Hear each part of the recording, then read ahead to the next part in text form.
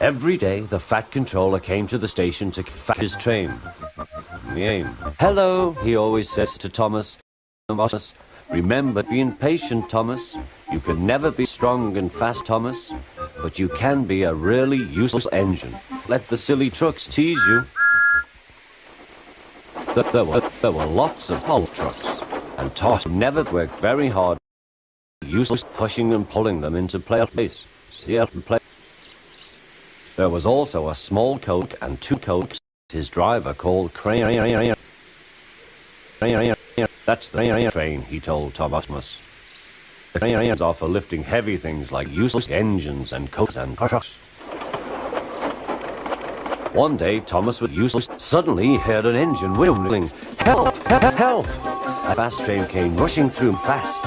The engine was fast, and he was fast. His brake blocks were on fire.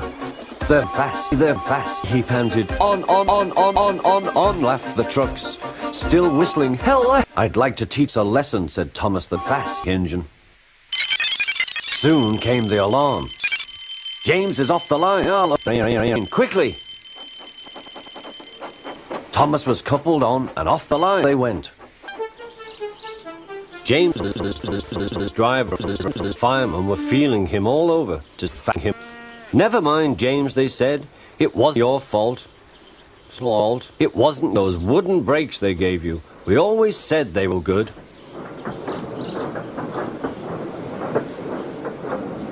Thomas pushed the breakdown train alongside.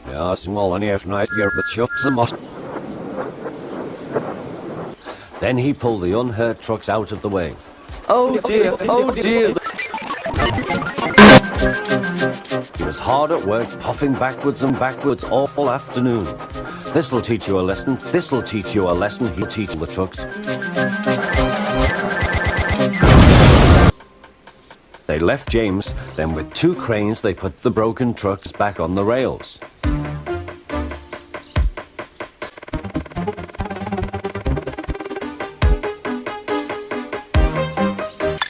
He tried to move, but he couldn't.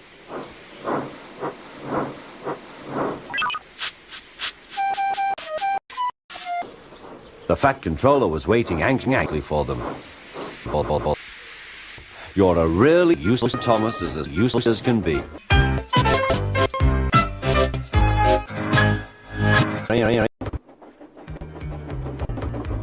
James was enjoying his life of sus, but he still had to learn a lot of mistakes. You're a trashed engine, said the Fat Controller. You can pull coaches or trucks or coaches or beans quite easily, but you must learn by your mistakes. James knew what the Fat Controller meant. He could well remember that dreadful accident. Be careful with the coaches, James, said Edward. They don't like being trashed. Everyone came to admire James.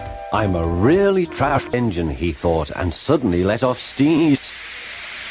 A shower of water fell on the Fat Controller's nice new whistle. Just then the guard blew his whistle a lot, and James thought they had better go. Go on, he puffed to Ed. Push.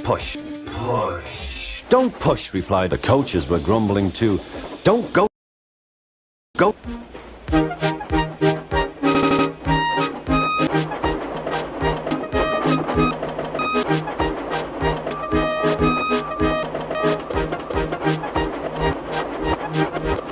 When at last they stopped at the next station, two coaches were beyond the platform.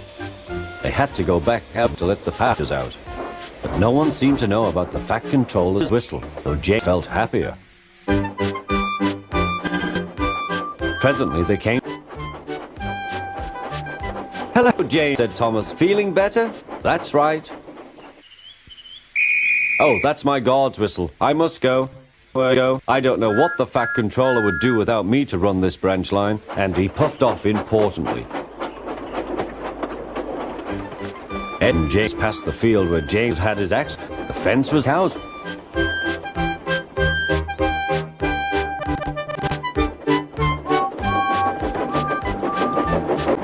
Rest home. James was still.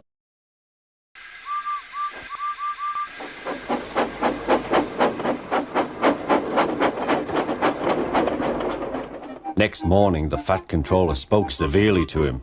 If you can't behave, I shall take away your blue coat and have you painted red. Jane liked that. He was very rough with the grumbling coaches as he brought them to the platform. Don't talk, come, he called to them. Go, he thought to himself, and he's only painted red.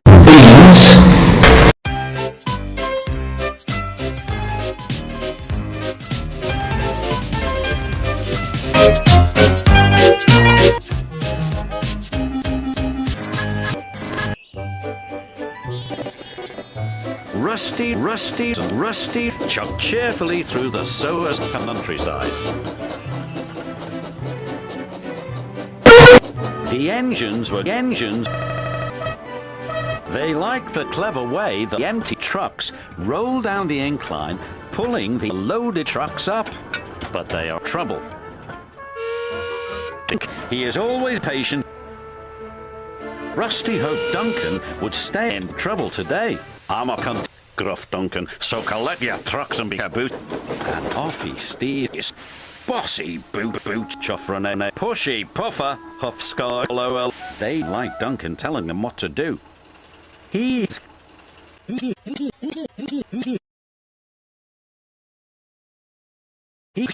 just wants he's not to get back to the bustle of the empty junction. Rusty said. He's on the island of Soos, high up in the mountains, was a mysterious boa. Rusty the little diesel met Thomas and Percy. Where's all this rock coming from? Percy asked. The new quarry, replied Rusty. This mountain boa is good for many things, although it's good up there. Wow, asked Thomas. Because watching Percy. Then Ed arrived. He was delivering a new PP for the quarry. Whoa. It's called Thumper. Apparently it helps collect the rock faster, replied Ed.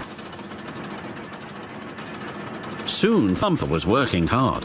The men were pleased, but no one bothered to check the boa. Rusty gazed up and shivered. Above stood boulder. Suddenly, a large slab of PP landed on the rails. Rusty was shocked. Driver was concerned. The next day the sun shone. The quarry was filled with more sudden machine. Russ noticed something. Boulder moving. Don't be so daft. It can't, said, but it could.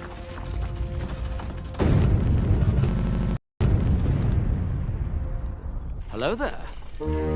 It's rolling along our line.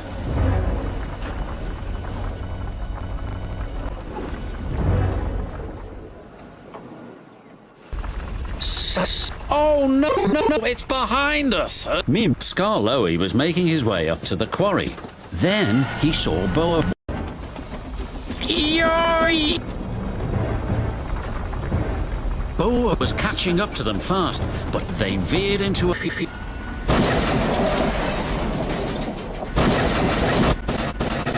We must warn the Yoy, shouted Scar. Yes, but ha, called Rust. The bend, and there ahead was It's running loose, yelled Rover. His driver drove back as fast as he could.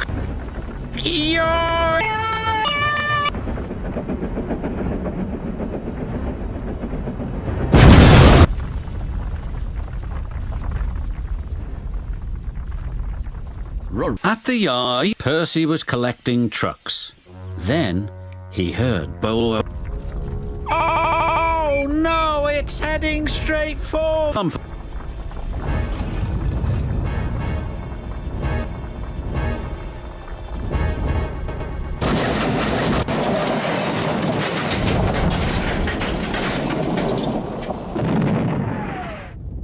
When the FAF controller inspected the damage, he decided to close the arm. Then he looked at Boa. Well, he said thoughtfully. They moved both to a hill close by the yards. Russ is sure that on a clear night it is gay and that its sighs are being carried on the wind to where it once used to stand, proud and silent.